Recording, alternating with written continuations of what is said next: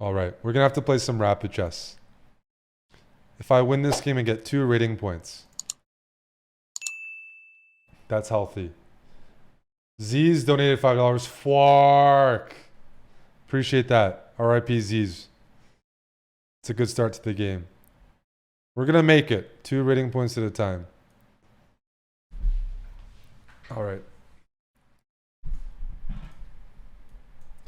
I'm gonna play d4 and mix it up.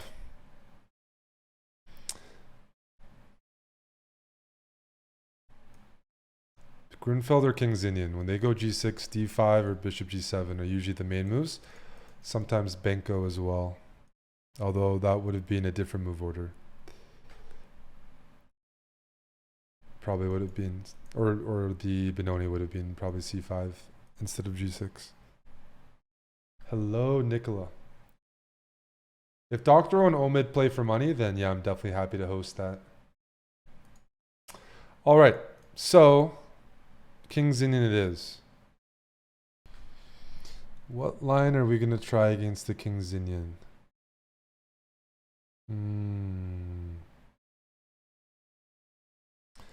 I think I'm going to try something theoretical, even though I don't know it. I think I might try the main line, maybe the bayonet.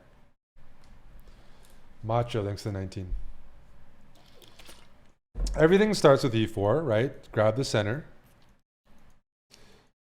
Everything stems from that. Now I have options. Bishop e2.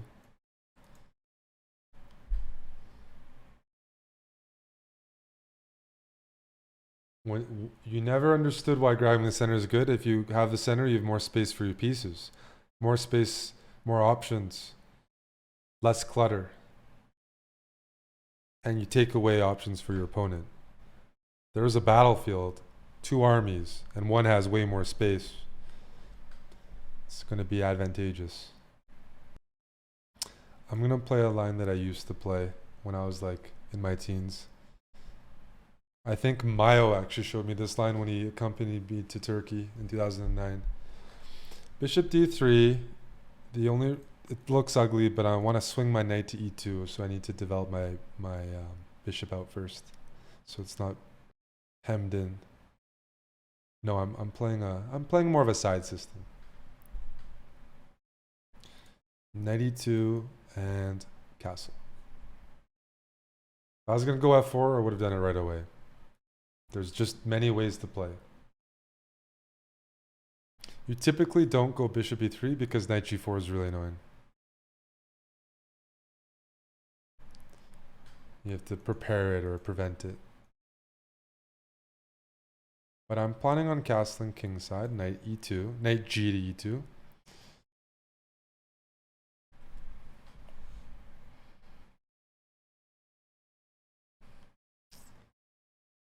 That looks correct.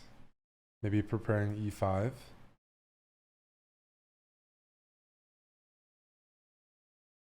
Let's go. If e5, then I go d5, and it's kind of a typical King's Indian structure. But there are some differences. If I went d5, black would go knight e5. Now when I go d5, that's out of the question. Take some space.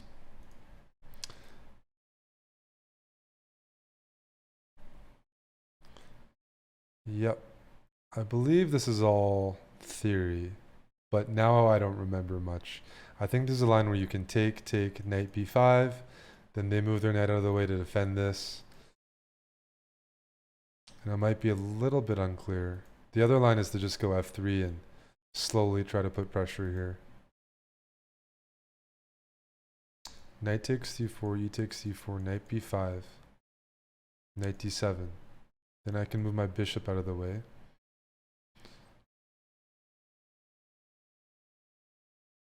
Or I can just go f3 and play bishop e3. Try to play positionally like that. It's kind of I don't really want to activate this bishop. So that's why I might not take here. I'm going to go f3. I want to go bishop e3, and as I said earlier, knight g4 is annoying. So now I'll follow up with bishop e3, and hopefully my bishop doesn't get harassed. Black's probably going to go something like knight h5, f5, or c5 to try to support this knight in the center. There aren't too many things to do. This bishop doesn't have anywhere to go. f5 is typical. White does have more space, so it's typical of the opening to have that, and then black tries to undermine the center. I don't want to take here, but at some point I might. It's hard to tell if that's a weak pawn or a strong pawn. I mean, if black can hold it, it's annoying. Knight h5, bishop e3, f5 could be a line. Then I have to consider if I take on f5 or go something like queen d2. Okay, here I think almost for sure I have to take en passant. If I allow this knight to chill there, it's pretty annoying. I'll never be able to win the pawn. It'll be too well supported. At least if I take.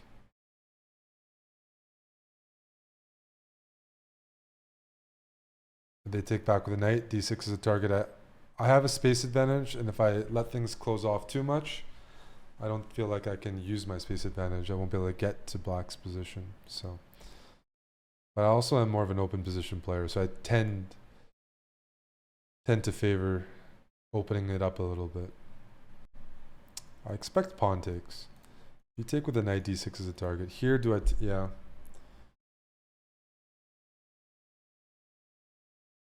Okay.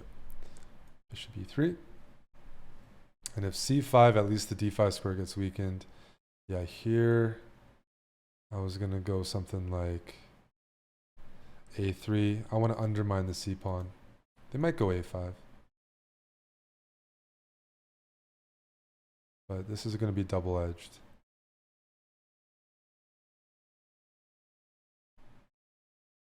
This knight is very strong. I'm not intending to take it right now. But what I intend to do is play b4, soften this up.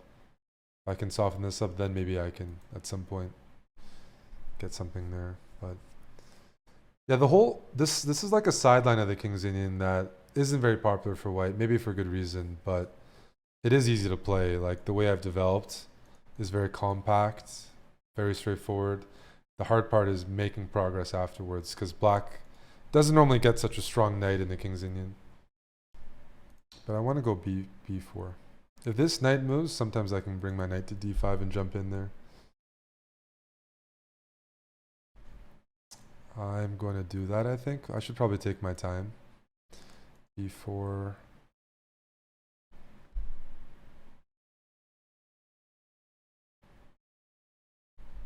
I don't see what's wrong with it right away. They're not going to take, because then d4 gets weakened. One issue in many King's Indian positions that black players have to deal with is how to activate this. That's perpetually a difficult thing. Okay, queen d2 looks logical. Add some defense on that, connect my rooks. I'm playing a little quickly, just because I'm up 3 minutes on the clock, and I imagine my opponent's probably pretty good at rapid, and I want to put some time pressure on him. Might go b5 at some point and use the fact that I can make a pass pawn, but I want to keep the tension for now. Because if black ever takes, then they're left with pawn weaknesses. And my pawns are a little more mobile. So I actually want this to occur. And it's only when I'm sure that's not happening that I might press ahead.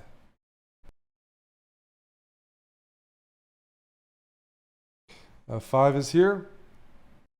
I'm tempted to take on f5, but it probably is unnecessary. I want black to maybe take, then I can take with my knight in some positions. Pawn takes, pawn takes. Feels like that helps black.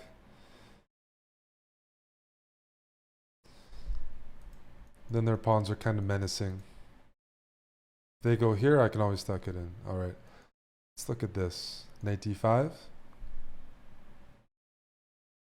Do I take first, or do I go knight d5 first? Because if I can get a protected pass pawn, that should be worth something.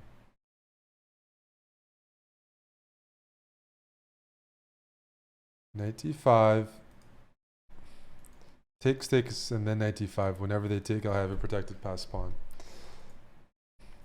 It also means, though, I do mess up my pawn structure a little bit. I'm really banking on that knight on d5. Something about it looks appealing to me. But I might be a little hasty. An example is pawn takes, knight d5, there's queen d6. And there's no queen d6 until I allow those pawns to exchange. So that's like a move order thing. If I go knight d5 first, this queen doesn't have any, this d6 thing or something. Knight d5, bishop takes, pawn takes. I'm trending towards knight d5. I feel like I should keep the tension. I'm going to do it. I would be really happy. A trade like this, I want, because that's white's. My knight on e2 is okay. The knight on d4 is really good. If I was ranking black's pieces, this would probably be the top piece. The other pieces are okay, but this piece is really good. And if I can clear it out, then I'll have access on the d file, hitting a lot of these targets. So, black definitely wants to keep this knight here. My knights are competing for the same squares, so I want to move knight d5 so maybe this knight can even get out of the way. So I just want to keep the tension a bit. Knight f6, then knight c3, for example. It's a complicated position. I'm happy to see that, although that's a normal King's-Indian move. Pretty automatic. I'm expecting G5.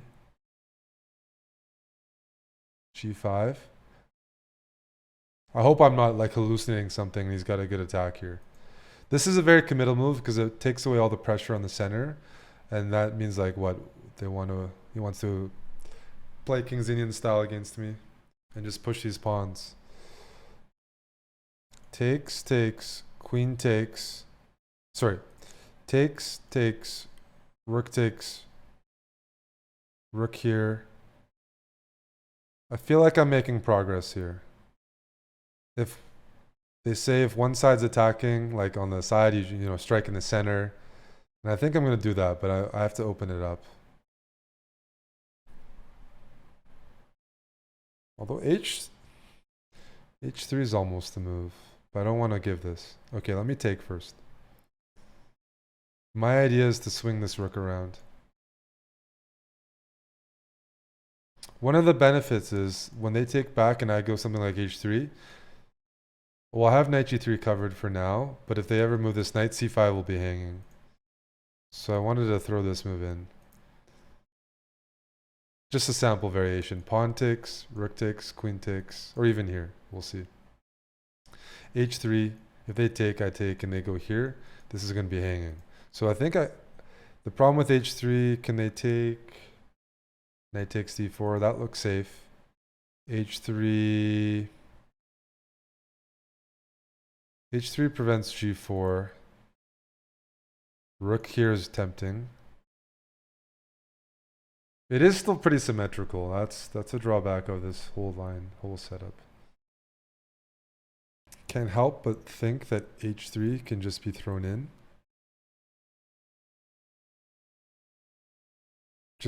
I don't want to worry about G4 and pressure on the king. Pass the ball back to black. Oh.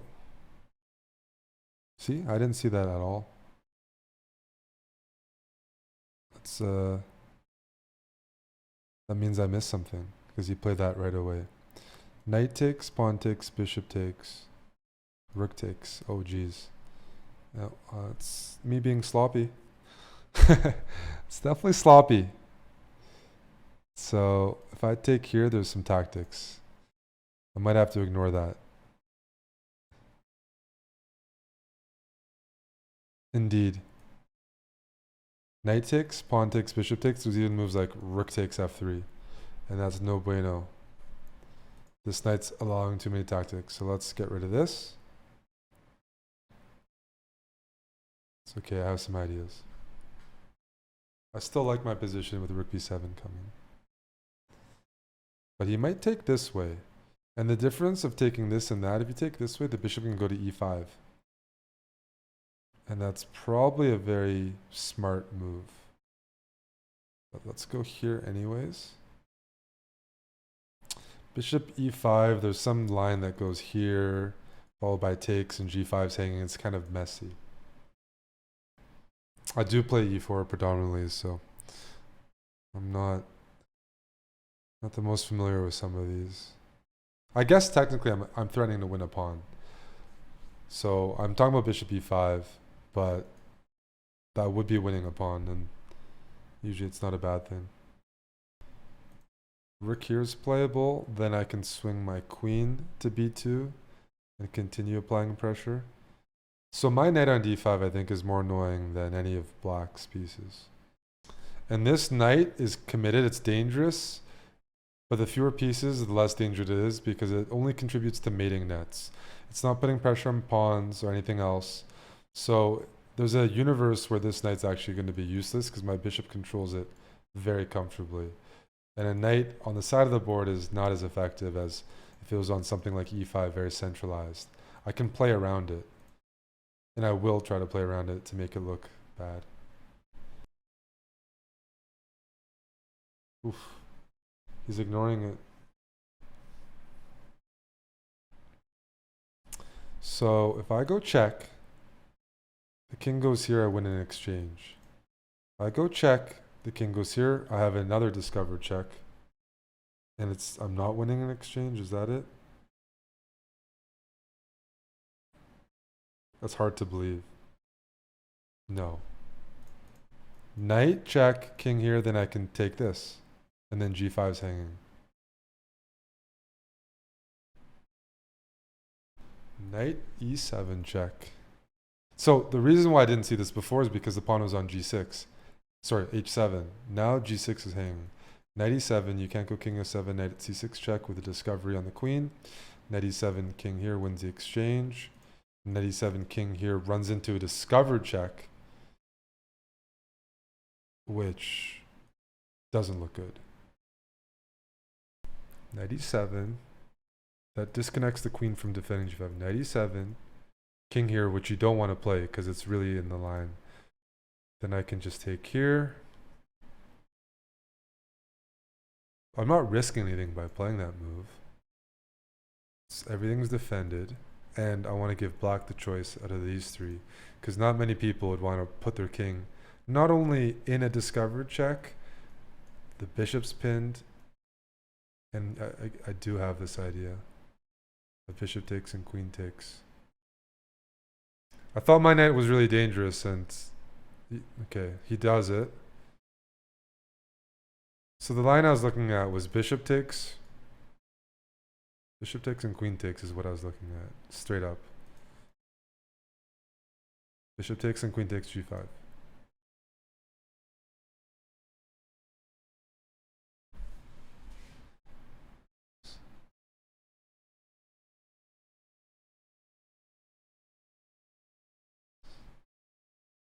What am I missing here? All my pieces are converging on this king.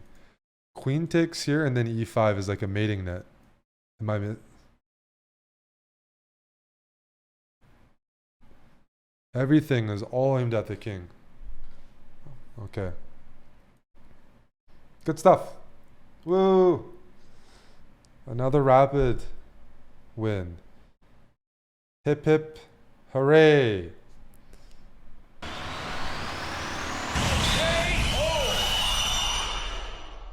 There you go. Hello, YouTube. A win against the King's Indian. I just think h5 is a fatal move. Sorry, like because of knight e7, but some position like this, I have a protected pass pawn. So does black, but I said this knight is not really in the game, and I can sort of blockade around it, and I have a very active rook. So some position like this, believe, is very good for me. Unless I get mated, it should be very good for me. Could even trade rooks. I even have, yeah, I don't know. Don't even have to. This is also a favorable pawn structure for white because my pawn is protected all the way to the base. This c5 pawn is loose. It's a weird opening. It's definitely not easy to like explain some of the moves because I'm giving black some pretty dangerous outposts as well, which most King's Indian lines don't do.